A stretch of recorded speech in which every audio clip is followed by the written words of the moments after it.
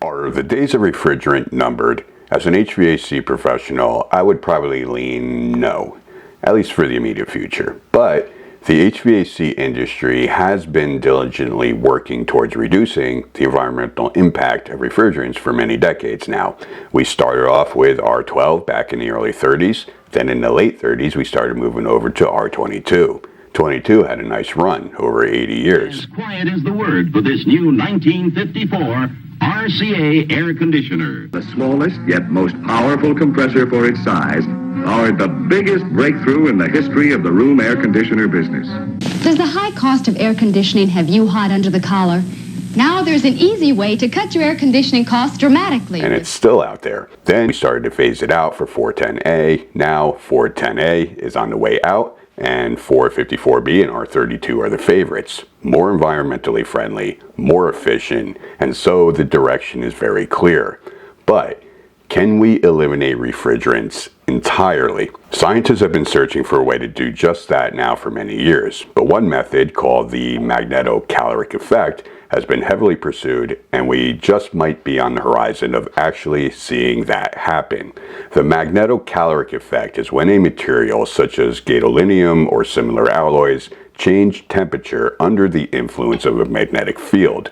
As the material passes through a magnetic field, it heats up, releases that heat, and a heat sink such as a glycol liquid, for example, can transfer that heat for use somewhere else, which is the same basic design behind the refrigeration cycle. And scientists have been trying for a very long time now to use this effect. The problem, however, is that they've been too big, too heavy, too expensive, impossible to scale, and only effective in small applications. But within the last week, that may have all changed. Researchers at the U.S. Department of Energy's Ames National Laboratory have achieved a working baseline model of a magnetocaloric heat pump that matches traditional heat pump systems in weight, cost, and performance. So basically, they successfully designed one that can replace a residential heat pump system. In theory. Keyword here is baseline model. A baseline model is when engineers and scientists design machinery in a computer and run it like it's a real machine, which feeds back data on temperatures and vibrations and all kinds of information. And according to this article, it works. It works well. Now they have to actually build it.